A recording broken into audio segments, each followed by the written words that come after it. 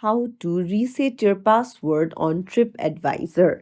Hey everyone, welcome back to the channel. If you are new here, don't forget to hit the subscribe button and turn on the notification bell to not miss any updates. So, do you want to change your password on TripAdvisor? Then you're in the right place.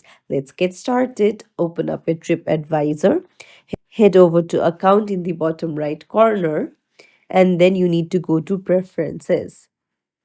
Now here tap on account info. Now you will see password option at the bottom. Tap on reset your password. You'll need to enter your email address and then you'll need to enter the OTP code and then change your password. So if you found this tutorial helpful, don't forget to like the video and subscribe to our channel for more tips and tricks. Thank you for watching.